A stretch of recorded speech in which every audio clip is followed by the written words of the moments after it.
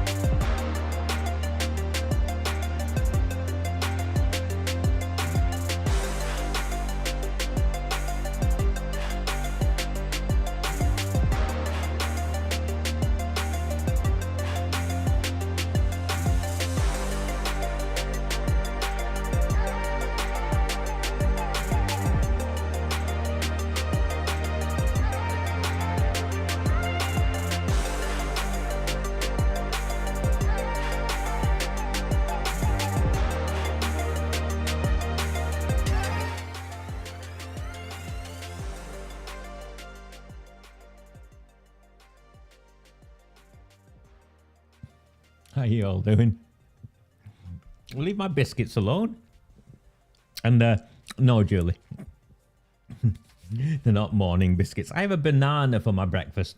It's usually about 6 in the morning. Is when I have breakfast. I start my day at 5:30. And my friends who know me will laugh at me because I was never one for an early day.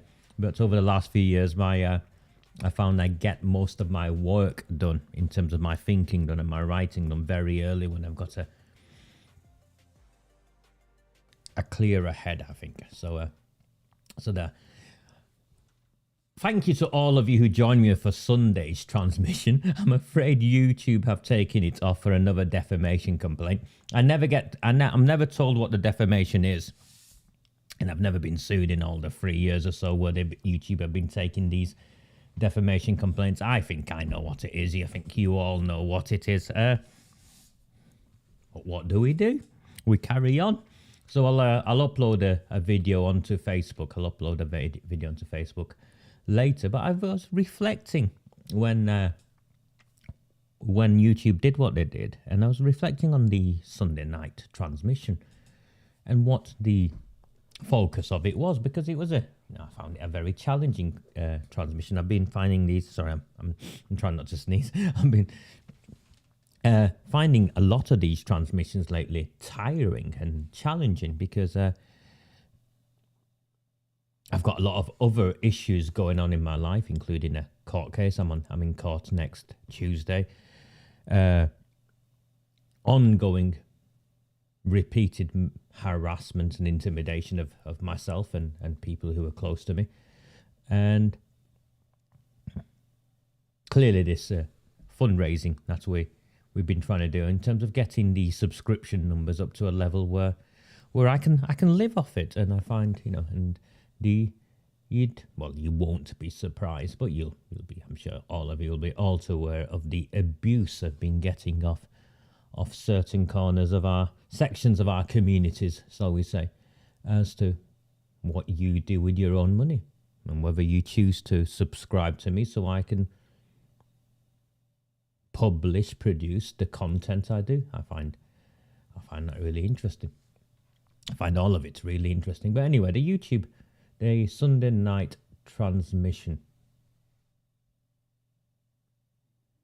Yes, we laughed at the MP Jim McMahon.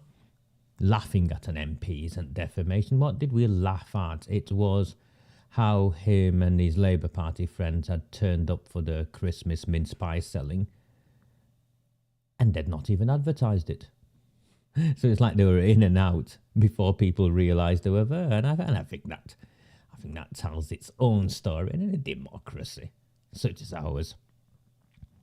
Ridiculing, mocking, holding to account politicians doesn't count as defamation. Not when you're laughing at them in the way we do. So no, it wasn't that. I showed, or I shared a part of a podcast of a brave young man journalist who's Charlie Peters is his name, who's been really going for him, regarding the grooming gangs. I've never met the young man. I've exchanged a couple of emails with him, but I think he's going for him. He's really going for him. He's got the bit between his teeth and you can see it. The more he's found out, the more outraged he's got. So great. I hear the first documentary is going to be on Rotherham and the second one's going to be on Oldham. So I'm looking forward to that. And then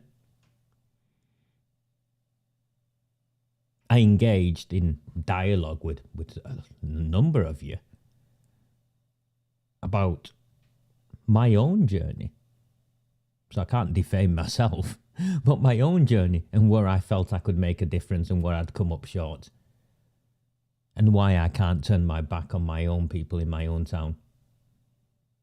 So that definitely wasn't defamation.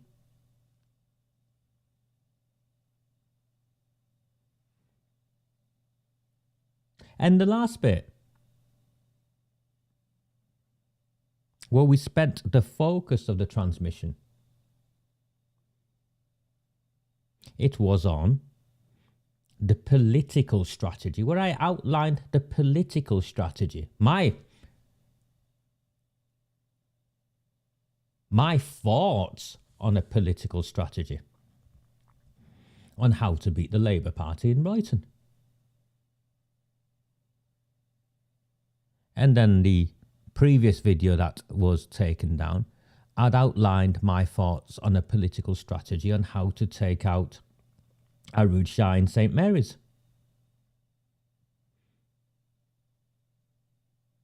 So I think it's very clear what they're trying to do. They're trying to limit my ability to politically educate my townsfolk on how to organise so that the vote is used most effectively to defeat the Labour Party at the ballot box. And in between all of that, the usual Pakistani suspects, and they are in general Pakistani, the odd Bangladeshi, but there are the usual Pakistani suspects turning up on my Facebook page and fabricating a whole host of allegations that I'm a criminal, I'm this, I'm that. Lads, I don't live in Glodwick. I don't live in Werneth. And I know plenty of decent people, by the way, who live in Glodwick and who do live in Werneth. Why are you so fascinated by me for? Why are you so fascinated by me for? And the contradiction of the obvious contradiction is, one, I'm not a convicted criminal. But even if I was, why are you so obsessed with me when parts of Glodick and parts of Werneth are infested with criminals? Or do your cousins and your brothers and your fathers and your uncles not count?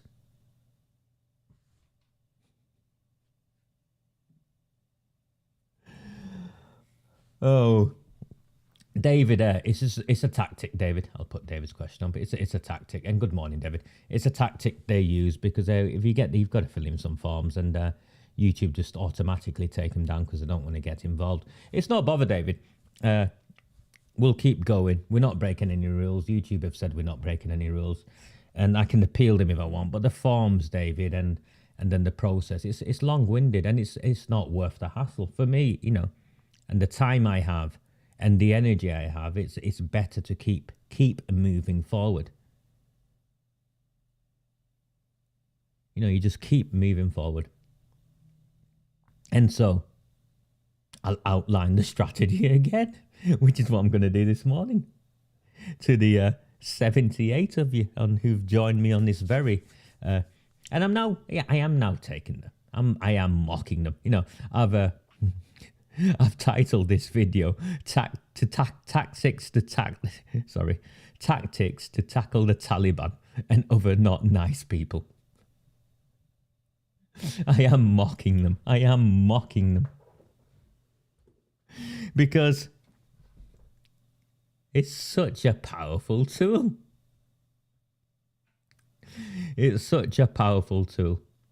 Mocking the political class and those who run our town.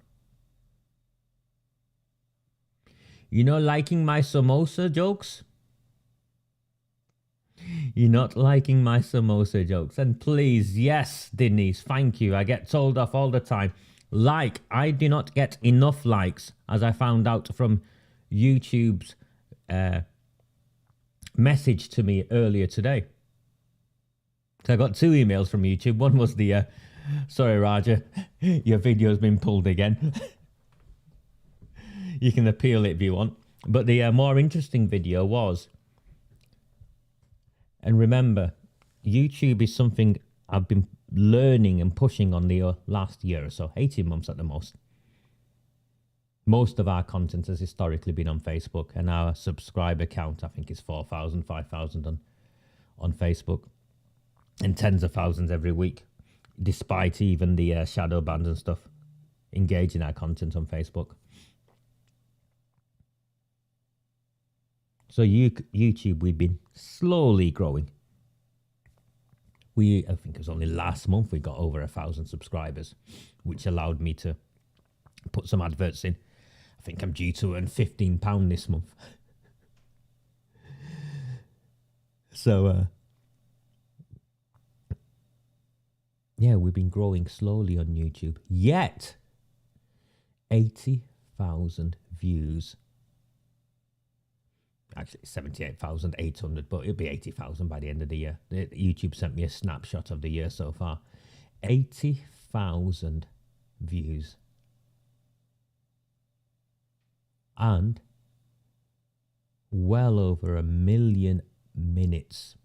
Well over 1 million minutes. And what do?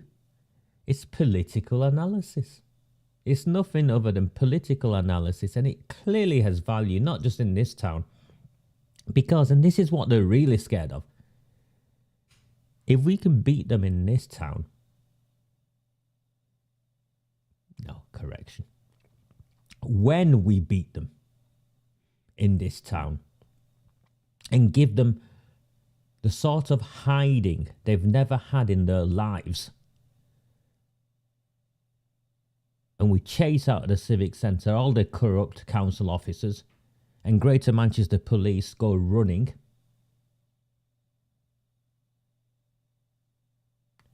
when that happens,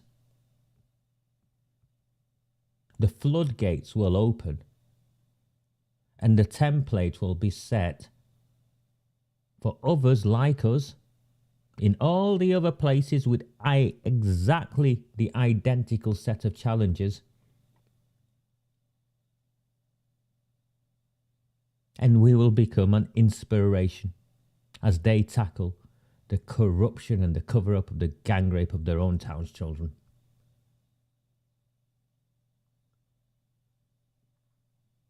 And so these repeated defamation complaints and threats and the police phoning me and the Pakistani mobsters abusing me because some of you want to spend your money supporting me to transmit to the entire town.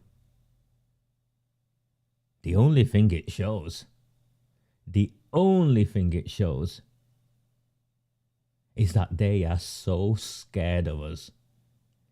Jim McMahon, Debbie Abrahams, Amanda Chadderton, Arood Shah, Sean Fielding, Abdul Jabbar, all of them, Dr. Chauhan, they are scared of us. And what they're scared of is our ability to organize, our willingness to learn and be educated, and share what we know with our friends, with our neighbors, with the people in our communities. And 1 becomes 2, and 2 becomes 10, and 10 becomes 100, and before you know it, another leader of the council has been defeated at the ballot box. And you know where it will end?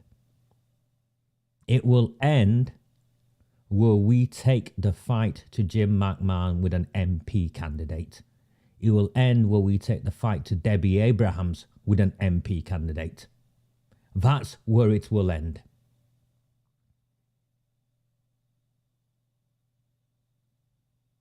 We will have our own MPs who stand in Parliament and call out the corruption and the complicity with criminals in this town. And that's what they hate, because in the end, as I've shared with you from the outset, in the end, the only way difference is made in a country like ours, in a democracy like ours, is when ordinary people like you and I have had enough and we step forward to be the change we want to see in the world. And that scares them. That scares all of them. And not a chance in hell. Oh my.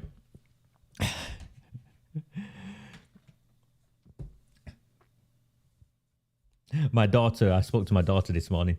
She'd gone to the pantomime yesterday. And she wanted to know if Daddy's podcasts were like the pantomime, where there's like an evil character and people go out after them. And I don't talk to her about my work, but the kids pick up and stuff, don't they? But in the end, that's what we're doing, isn't it? We're fighting tyrants. We are the underdogs, we're the outsiders.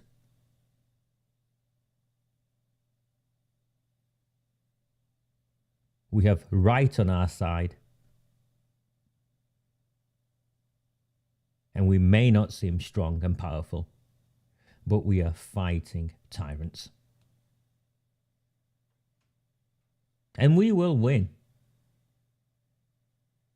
And I want to show you a reason why I believe we will win. I'm going to play a GB News clip. 6 minutes. I'm not sure, like I've said last week. These aren't it's not my content. I'm sharing it because I think it's of value to the people of my town. And we'll see. I'm going to play this clip. Just give me 1 second.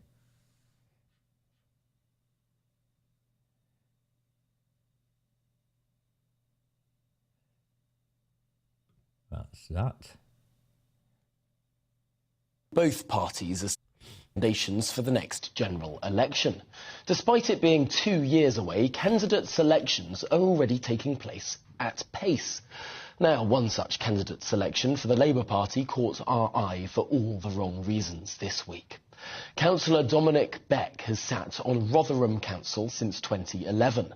He has been selected as the candidate for the Rother Valley constituency, a seat that's been held by Labour in every election save for the last one. Well, why is this controversial? Well, in 2015, Beck resigned his council cabinet position in the wake of the Rotherham child abuse scandal. The resignation came after Dame Louise Casey's independent report found that the council had been in denial over its failings over protecting 1,400 girls from child sexual abuse. Casey's report said that we do not accept that councillors with a long history in Rotherham did not know about the scale and extent of child sexual exploitation. We conclude that they did not act. Well, GB News has reached out to a comment from the Labour Party, and a spokesman has said that the Labour Party takes the findings of the Jay and Casey reports incredibly seriously. The NEC took the necessary action at the time against officials implicated. Well, is this the extent of the story? Joining me now in the studio live is the broadcaster, commentator and documentary filmmaker Charlie Peters. And Charlie, just let's take a little step back and look at the context in which we're finding ourselves.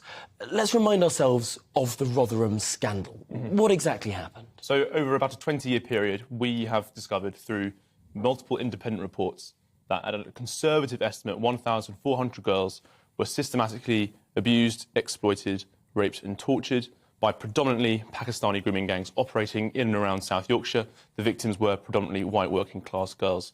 This was covered up and ignored for decades by both council workers, social services, the police, local politicians. When the Times newspaper kind of blew the lid on this story, independent reports came in. There's been independent investigations ongoing by the National Crime Agency, which has since pushed up the number of estimated victims to 1,510. That number is growing. There are new convictions every year. And in light of this, I think there's a lot of concern, as you've mentioned, that this man, Dominic Beck, has been selected as a candidate while he was still operating in the council at the time of this scandal erupting. And the criticism here of those that were sitting on the council was that they were perhaps overly politically correct. They didn't want to be seen to target perhaps ethnic minorities. They didn't want to be seen to be stirring up racial prejudice, for example. This is a national crisis, and what we've seen in Rotherham, we've seen throughout the country. And the general consensus seems to be that there is a nervousness around race, which stifles conversation, stifles investigation. That is absolutely what happened in Rotherham. But another problem that we've also found, especially in Rotherham, but also around the country, is that they also take a very negative approach to looking at the victims. They treat them not as working-class girls, but as underclass girls. They look at them as not worthy of police attention, not worthy of support.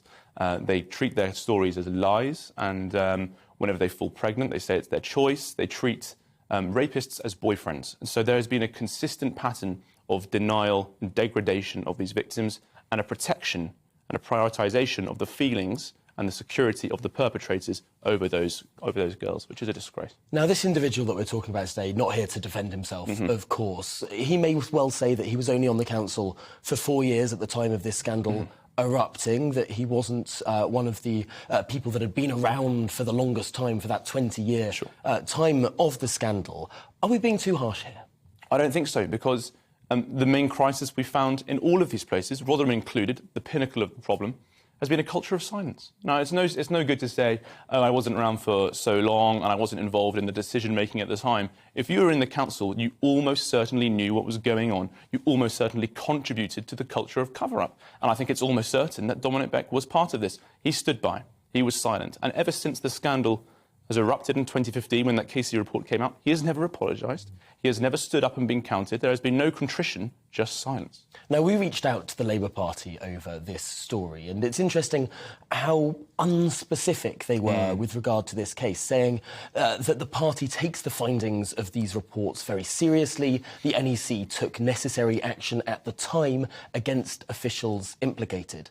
That sort of sounds like it's all over. Is it? It absolutely is not. Now, GB News has been investigating this scandal for the last year. I've been taken on as a documentary filmmaker to look into the national problem. Rotherham, as I've said, is at the heart of this crisis. What we have uncovered through speaking to youth activists on the ground, local politicians and a lot of survivors is that this crisis is continuing in no small part due to the fact that the politicians and the councillors and the social services workers who are around at the height of the scandal are still there. In 2005, the Casey report talked about a CSC seminar, a child sexual exploitation seminar at Rotherham Council, where many councillors attended and were briefed on the crisis that was going on in their town. No longer could they say that they didn't know. People who were at that seminar in 2005 are still in Rotherham Borough Council in 2022. They still have influence. They still are in the cabinet, indeed. And I think serious questions need to be asked, not only of the Labour Party, but also actually right at the top of the leadership of Keir Starmer for his selection of this candidate. This is a really extraordinary story that does seem to go on and on and on. I think a lot of people will have thought that this is something that happened back in 2014, 2015, and sort of it's all been sorted. But you're suggesting that this is still going on in many, many towns across the country. GB News has uncovered or visited up to 50 towns and cities where there are credible reports of grooming gangs that have taken place in the same kind of 20-year period. Many people from those towns report that it's still ongoing. And sure, the lid blew off the scandal in 2015, 2014, when the Jay and Casey reports came out. But there has never been a serious national conversation and a serious political effort to ensure we rid the rot out of our political system dealing with the grooming gang scandal.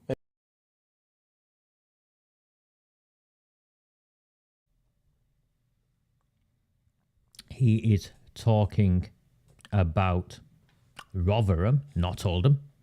He's talking about an individual who was a key figure during the cover-up, who has now been selected as the Labour Party candidate to become MP. He's talking about, and you can see you can see the outrage in these two young men's on these two young men's faces. This outrage, for those of you who've followed me for the last 3 or 4 years, is something you've seen, and I see. I've got a screen in front of me that shows me, essentially. And it's the every time I recognise that look. Like, how on earth has this been allowed to happen? How on earth have we, as a progressive Western democracy, allowed our children to be gang raped and trafficked?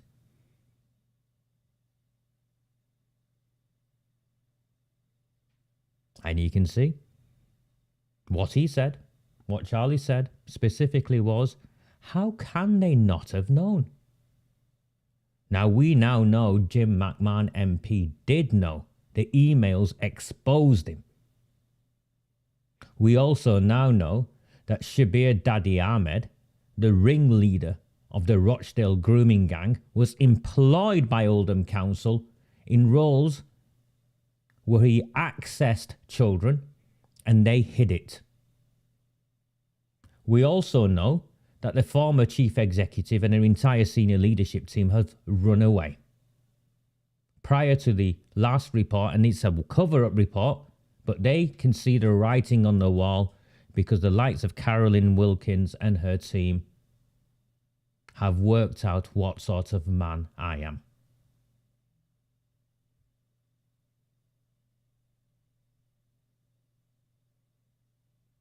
There is nothing they can do to me.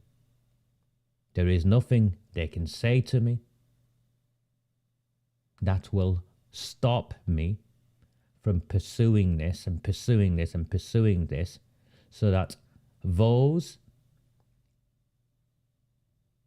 who sold our children and hold positions of high office are brought to account. It does not matter how far they run or how fast they run. It does not matter how powerful politicians they are.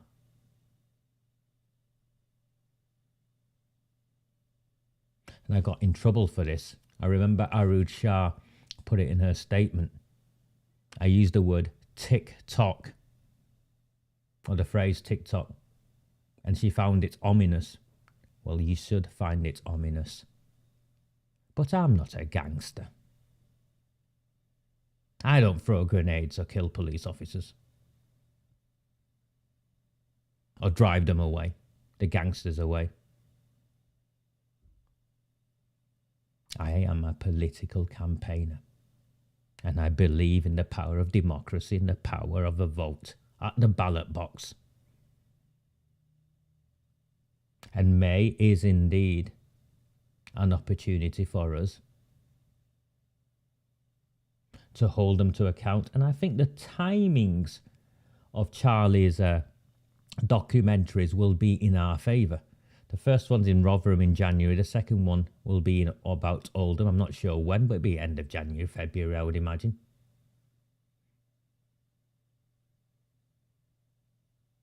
He's analysing the paperwork. No, Denise, I definitely do not blow cars up. Despite the efforts. Morning, Evan. You're not late, I'm sure. You'll catch it up.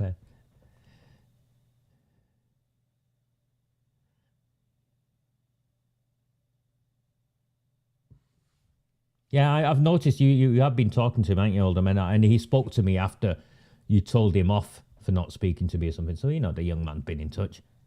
But I get it, mate. Because I take it to a more uncomfortable place than even these two young men are prepared to go. They talk about race and the uncomfortableness of race, of the perpetrators, and what that means. I talk about race all the time. I get that. I think it's a factor. I get called a racist because I think the race of the perpetrators is a factor. And the belief structures around that. I think the social status of the victims is a factor.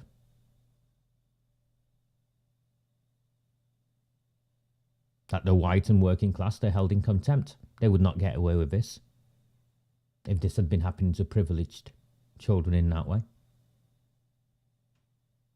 The middle class parents would not stand for it. Middle class society would not stand for it.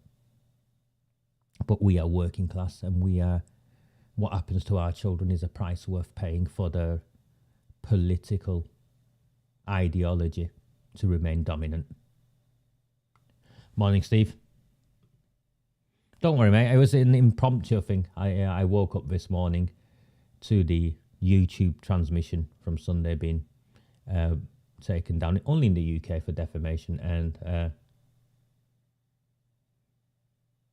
and also a lovely message from YouTube telling me that I'd got over 1 million minutes in views. Over 1 million minutes in views over the last year.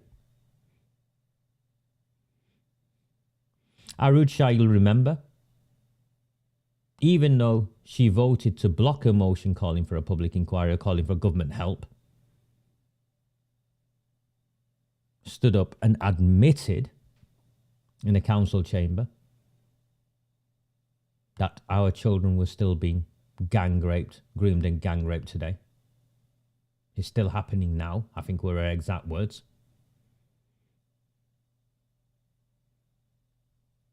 They've set up this dodgy is the wrong word.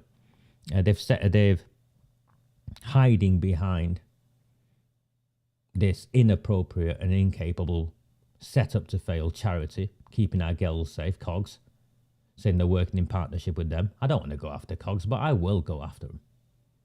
And I'll rip them to pieces because I know what's going on there.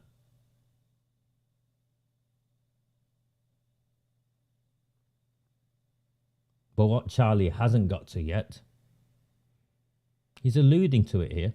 He's drawing the connections, but he's not saying it. I've said it from the outset. The race of the perpetrators made it uncomfortable. The demographic background, particularly the class of the victims. And the third one, the one that ties it all together, they sold our children in exchange for the bloc Muslim vote. They sold our children in exchange for postal votes. That's what's took place. They are complicit in selling our children so they can maintain their positions of power, influence, and wealth.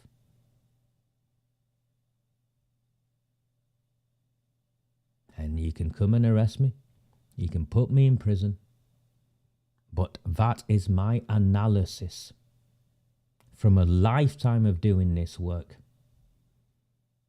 and an in-depth understanding of the communities where the perpetrators come from, and standing in solidarity and working alongside the children and the communities from where the victims come from, the working class communities where the victims come from. These people sold our children in exchange to maintain power.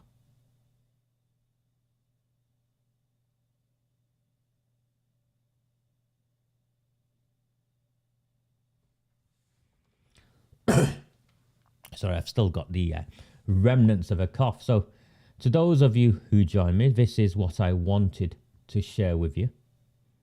I think we're winning. The more they attack us, the more powerful we become. The more we know how much of a threat we are to them. I'm going to do maybe I'll try on Thursday. I'm going to do another webinar on how to beat the Labour Party at the ballot box and what the pattern is, what the success indicators are, what the template is. I'll do that on Thursday. I'll keep going for as long as I can. Our last scheduled transmission is Sunday. I'm trying not to be optimistic.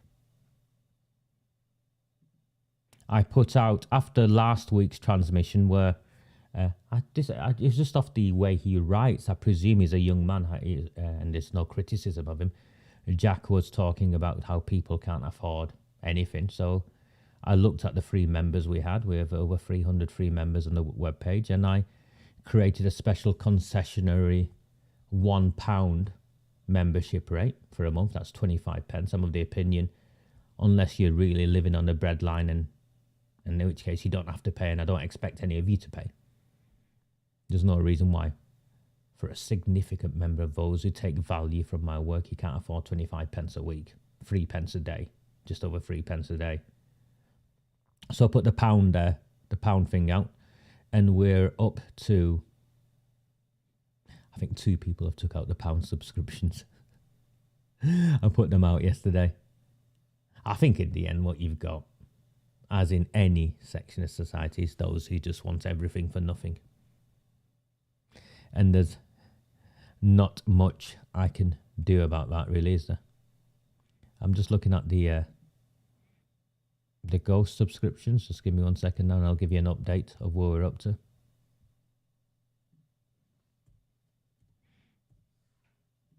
And I'm presuming, I'm taking at face value.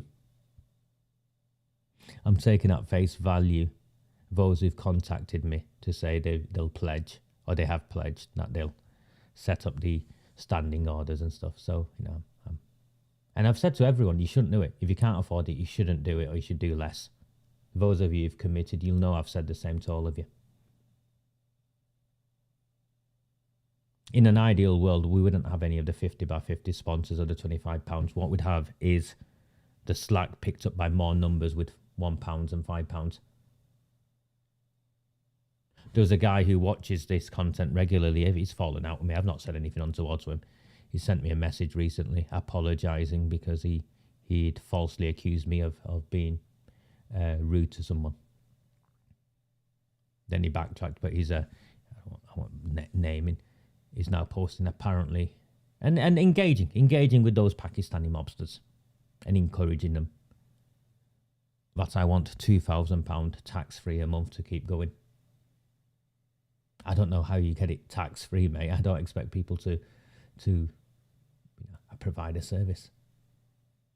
It's clearly a very well-regarded service and a powerful service and well-used service.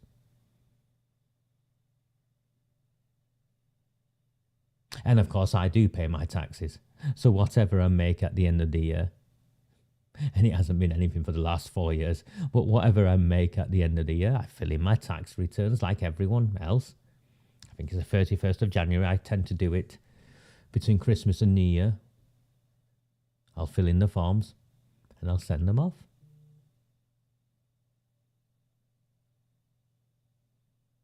But the animosity I sense from people,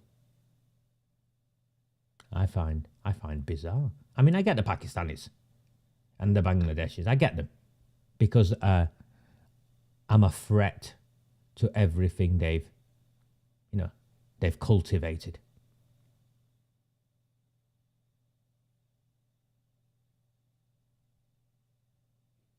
And that's the thing, mate. I mean, Older Mal tell me he speaks regularly to me, but he'll speak to me very late in the evening, and I'll check in with him, what, midnight, mate? 1 a.m, sometimes. You know, I'm working, and I do get up at 5:30 and I'm working again. And it is that. If anyone else was going to do it, genuinely do this, they would have done it by now. But no one else is going to do this. So I'm not going to shy away from the expertise I bring, and in any way be embarrassed by saying I need to earn a wage from it. Not a lot of money, but I need to earn something just above what is minimum wage by the time my expenses are done. So I'm not. Carry on, lads. Carry on. Rent-free in your heads. Rent-free in your heads. As things stand, remember I wanted, to raise 2.5 first, with a view of 500 a month, give or take, going on the overheads and stuff. We're not going to get this. So I took a gamble and said, if you can get to 2,000 a month, and I'll take a gamble that whatever comes in from those who can't subscribe every monthly in a regular way, but buy me coffees, and I do. Well, out of buy me a coffees, all the equipment here has now been paid off. It's took me 3 years of buy me a coffees, but all the equipment has finally been paid off through the buy me a coffee income, because that's what I spend it on. So I'm hoping the buy me a coffee will continue in the new year. We can get to a target, and that'll pay for the overheads. I mean, I'll give you an example. I'm looking around in my living room. I can't see it, as I'll bring it across to you. I've got a bill. I've got an invoice from Royal Mail. If we do political campaigning with leaflets, you've got to put an address on it. You've got to say printed and published on behalf of Raja Mir by blah, blah, blah, and there's got to be an address. I'm not going to put my home address down, am I? I know they all know it, but I'm not going to put my home address down. I don't think any of you will think it's reasonable for me to put my home address down. I share this home with my daughter. I'm not going to put my home address down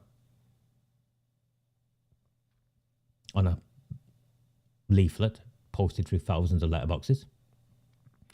So I paid for a PO box last year. That PO box costs me £300 every year.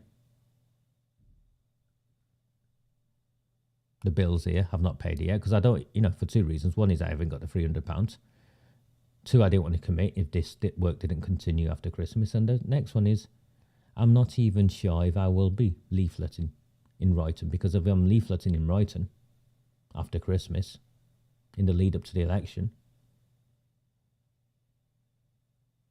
the leaflets will cost another 1,500 quid. So I'll cross that bridge after Christmas. Let's see if we're still here after Christmas. And to all of you who want to run a clean campaign, it's what I said on Sunday. You're not going to win. You're not going to win by playing clean with them.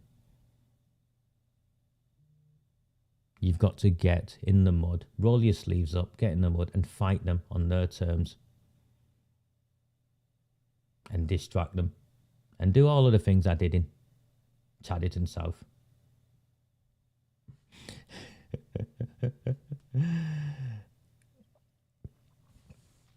They've got there's two iPads. One's my daughter's iPad. I mean, she's forgotten about it, thankfully, David, so I'll just get rid of that, I think. The other iPad was an iPad Pro. It's the first generation iPad Pro, but it's 2 years older than it was, so I'm not even sure what that's worth. But they've got 2 laptops and 2 phones. 2 laptops and 2 phones. And they confirmed, David, they've gone through all of it. They've gone through all of it. I've seen the evidence pack. They've gone through all of it. And do you know what they found, David? Do you know what they found having gone through all of it?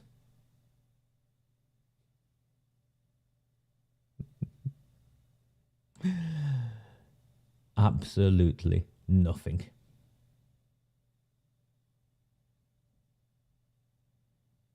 Absolutely nothing. I think we can win in Royton South. I think we can, I said it last week and I'll keep saying it. If Dave Arnott and Lewis Quigg haven't swallowed their egos and phoned Maggie Hurley by now, and I don't speak to Maggie Hurley any more than I speak to her. I mean, I speak to her when I come across her, but I don't phone her or check it on her. But I knew Lewis Quigg was messaging her all the time. Trying to be friendly and all the rest of it. Well, lads, I've set it out. Give him a call and go and do a deal. Put up 2 Bangladeshis or Pakistanis who can hardly speak a word of English as your candidates in Royton South. And no one trusts you, by the way, so you'll have to name them and announce them as your candidates. And once you've confirmed you've done that, there's a chance that they'll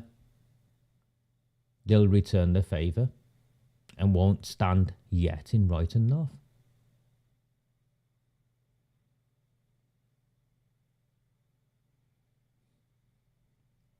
But the longer you leave it, the more they'll mobilise. You can't win in Royton South. You've never won in Royton South. Gary came the closest. And that was before the Tories nationally are as toxic as they are now.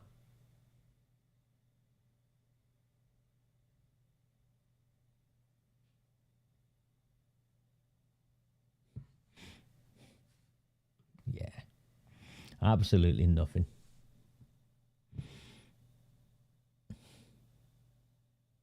Don't you think even if they'd found some pirated video or something, they'd have charged me for that? Or some software that shouldn't have been on there? No.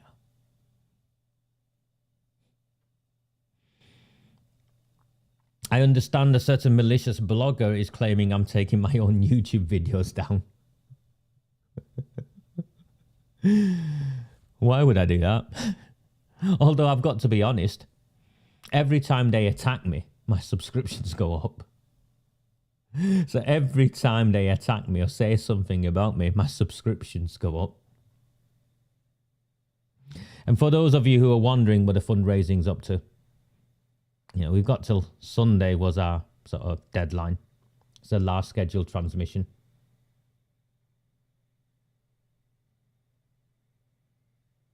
We are now just £285 short of the 2,000 target, providing all the pledges come through. I have no reason to doubt they won't, but £285. The figure we short starts by 2. I'm really hoping that Jack and some of the others who felt they couldn't subscribe because £3 a month was too much. There's 300 of them there. If 100 of them subscribed for £1 a month, that would get that figure down to 185, and I'm sure we'll get over the line. I'm sure we'll get over the line. And then I'd just gamble that all the overheads will be paid for by the Buy Me a Coffee. And remember, this £2,000 As the gentleman said, tax-free. No, mate, I've got to pay my taxes like everyone else. I'm not one of the VAT fraudsters, the carousel fraudsters from Wearmouth, who are now living in out in Dubai. Sooner or later, I think people will come to a realization that I am exactly what I say I am. Indeed, mate. From the artist who brought you, I'm reporting you to the Attorney General for having a brew. You know what else he reported? Can you hear that music? He claimed I'd stolen that music and he went around reporting it to musicians who thought he thought I'd produced that music. What he didn't realise was that I used the music on license from the very people he went running to.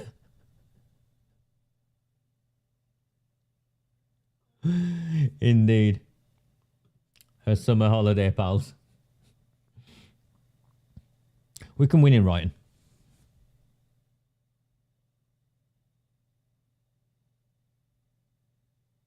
I don't hold out much hope for Robert Barnes in Chadderton South, I'm afraid. Because the Conservatives have betrayed him and left him out, hung him out to dry.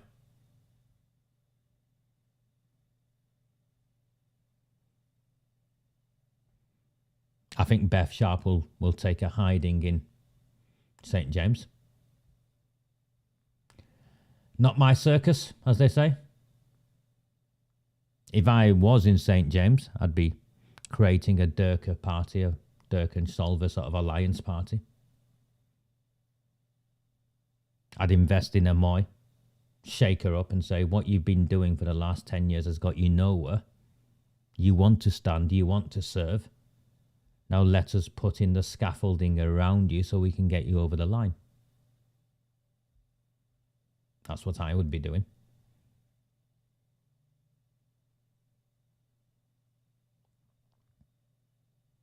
I'd have a chat with the young woman who stood in Hollingwood and got 150 votes. And strengthen her because I think it was brave coming forward. And at least, and I didn't mock her. I think I just showed the lack of political education she had. But that can be solved easily.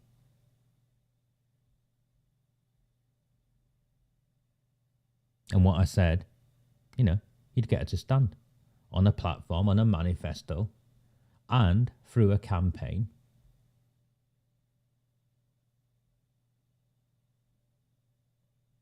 I mean, that's what they tried last year, wasn't it? And now they're trying to tie me down. And I think for a while they got hopeful that these transmissions would end. And for a while I was resigned that they would also end. But now, we're £285 short. We put the £1 subscriptions out. Come on, people. Let's get this over the line. I'll try and come back tonight, or I'll come back tomorrow maybe.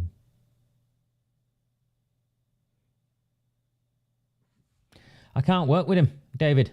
And you know why I can't work with him? Because he understands he's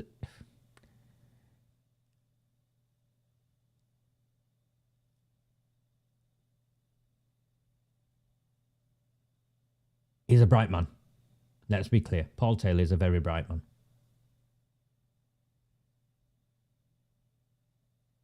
But he's not a politician. He doesn't understand political strategy. And as I said to someone who I spoke to this morning on a Zoom call, I never enter a space thinking I know it all. I learn every day. I'm inquisitive and I'm learning every day. And I'm learning off others every day. I learn off all of you. You might not see it, but when I'm glancing to the right, I'm reading your comments.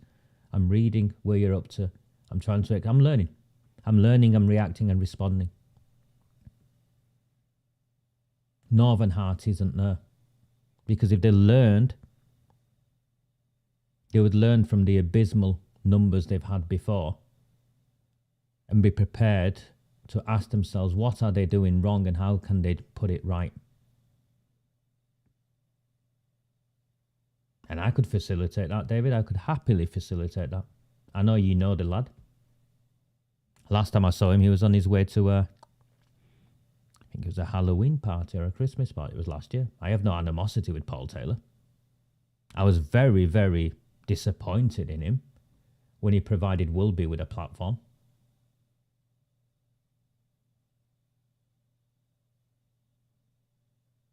But hey, there's a greater good here, isn't there, David? There's a bigger fight and a greater good. And I think I've demonstrated to you by now I'm willing to take as many hits as possible if it means that our children and our grandchildren grow up have the opportunity to grow up in a town where they belong and where they are safe. So by all means, facilitate the meeting, David. I'll come and have a drink with him. My anxiety is he knows best.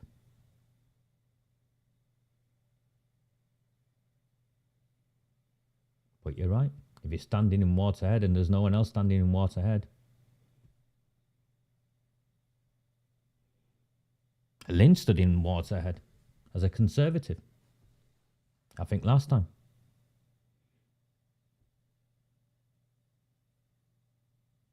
$500 votes straight away. The Clarksfield block vote reaches down into, that is the Pakistani block vote for the Glodikova spill in Clarksfield on Leeds Road, the left-hand side of Leeds Road when you're going towards Leeds, or the right-hand side when you're coming back towards Oldham. There's a significant growing block vote there. But it hasn't tipped enough. And they can be taken out, David. I agree with you. They can be taken out there. We don't have the luxury, do we? I don't, anyway, of choice. You've got to make the best of what we've got. There are red lines for me. I won't work with racists. I won't work with the far right. I won't go near any of those whose exclusive focus is on a divisive narrative. They can call me racist. They've been calling me racist and far right for years, but they've never evidenced it because they can't evidence it. The worst they've got is I mock the MP and call him a samosa nibbler. I do mock the MP, and he is a samosa nibbler. Well, that's not racism. Well, it's not racism in the world I come from. Okay, we're £285 short. Please, please, please, if you find value in these transmissions and you're one of the... And look, it's a Tuesday morning, yeah? It's a Tuesday morning. There's 129 of you watching this on a Tuesday morning. If you find... And it'll go up. If you find value in these transmissions and you're yet to subscribe, there's a £1 subscription on that webpage. Sign up for £1. If you can't afford the £3 or the £5 or the 10 or the 50, sign up for £1 a month. 25 pence a week. How many of you are honestly going to miss that? How many of you who watch this content for free and have been taking value from me for the last 4 years whilst I've risked my life for the things you care about are going to miss 25 pence a week? A very good morning. Take care. I'll see you all soon. Do not fear them. Do not fear any of them.